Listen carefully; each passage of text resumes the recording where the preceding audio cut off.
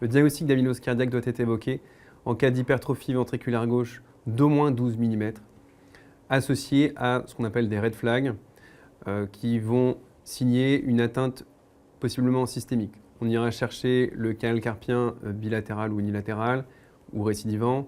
On ira chercher d'autres atteintes rhumatologiques, les prothèses de hanche, les prothèses de genoux, le canal lombaire étroit. On peut regarder la macroglossie, l'hématome périorbitaire. Tous ces éléments peuvent se voir à l'examen clinique simple.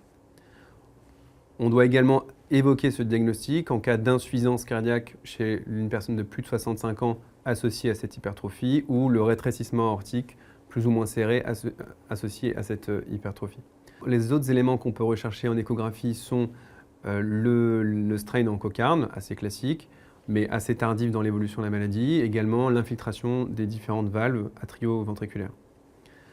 L'électrocardiogramme, évidemment, est important. On ira rechercher un microvoltage, un aspect QS en antérieur, des troubles de conduction et ou des troubles du rythme supraventriculaire.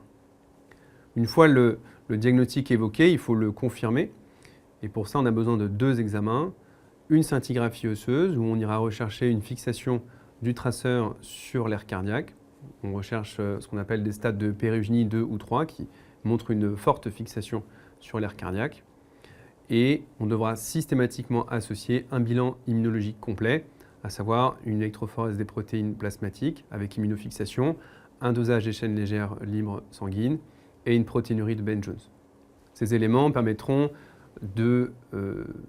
d'orienter le diagnostic vers une amylose AL, qui a un traitement totalement différent de l'amylose cardiaque à transthyrétine. Selon les recommandations, on adaptera aux différents résultats de ces examens. Si ces deux examens sont négatifs, on élimine de façon quasi certaine une amylose, quelle qu'elle soit. Si le bilan immunologique est normal, on élimine de façon quasi certaine une amylose AL. Et si le bilan immunologique est négatif et la scintigraphie est positive, pérugénie 2 ou 3, on a une certitude diagnostique pour une amylose cardiaque à transthyrétine quasi certaine. On n'a pas besoin de faire de biopsie pour confirmer le diagnostic. Par contre, si on a la moindre anomalie immunologique au cours de notre bilan, il faudra systématiquement confirmer le diagnostic par une preuve anatomopathologique, en commençant par des biopsies périphériques, les BGSA, donc les biopsies des glandes salivaires, et on peut aller jusqu'à la biopsie cardiaque si la biopsie des glandes salivaires n'est pas contributive. Une fois qu'on a posé notre diagnostic d'amylose cardiaque à transthyrétine, on va aller chercher une mutation systématique, quel que soit l'âge, avec un prélèvement génétique.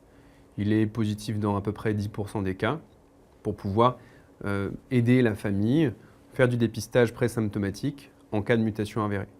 S'il n'y a pas de mutation, on parle d'amylose cardiaque à transthyrétine wild type ou sauvage. Le diagnostic précoce de toutes les amyloses est très important. On l'a dit, pour l'amylose AL, c'est une urgence thérapeutique et diagnostique. En l'absence de traitement, les patients vont décéder très rapidement.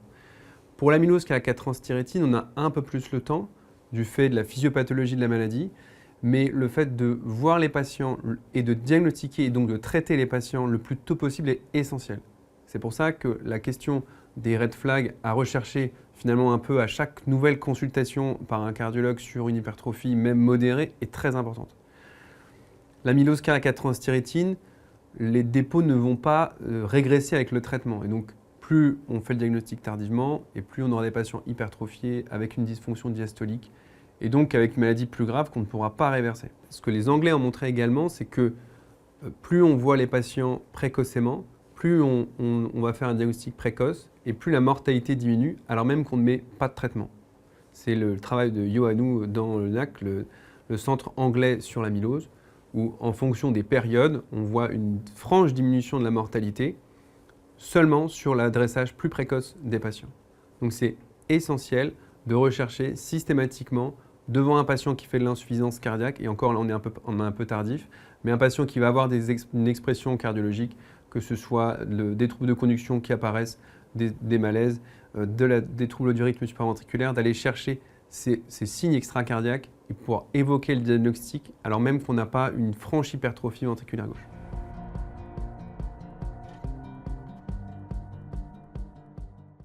On se base pour juger d'une progression sur des éléments cliniques. l'insuffisance cardiaque, l'apparition d'une dyspnée ou l'aggravation d'une dyspnée, sur des critères biologiques, l'augmentation du NT-proBNP malgré le traitement et la dégradation au niveau de l'échographie avec une diminution du strain ou de la fraction d'éjection. Si on a une dégradation dans ces 3 éléments, clinique, biologique, imagerie, on considère que le patient progresse. À ce moment-là, il faut discuter avec les centres experts, il faut discuter avec le centre de référence à Mondor de potentiellement changer de thérapeutique. La place du cardiologue libéral est essentielle dans la prise en charge de nos patients avec amylose. Le plus souvent, c'est eux qui ont fait le diagnostic initial, ou qui l'ont fortement évoqué, qui ont adressé le patient à un centre expert. Il est logique qu'ils poursuivent le suivi de ces patients. Le mieux est le suivi conjoint pour s'assurer qu'il n'y a pas de progression comme on a pu discuter avant ou qu'il n'y a pas de nouveautés thérapeutiques dont pourraient discuter nos patients. Mais oui, le cardiologue libéral a toute sa place dans le suivi et il faut faire une échographie par an, un Holter-ECG par an et discuter des résultats avec le centre expert. L'amylose cardiaque est une maladie systémique, donc on peut aussi avoir des atteintes neurologiques. Le neurologue a sa place dans la prise en charge de nos patients, soit parce qu'ils ont des symptômes de canal carpien, de neuropathie périphérique, et donc avec une prise en charge associée spécifique, soit parce qu'ils sont porteurs d'une mutation qui peut également entraîner une atteinte neurologique. Et donc, il faut associer le neurologue à notre prise en charge cardiologique, mais on pourrait dire la même chose du gériatre, du gastro-entérologue, du rhumatologue. L'amylose est une maladie systémique et donc on se doit d'être transversal et pluridisciplinaire.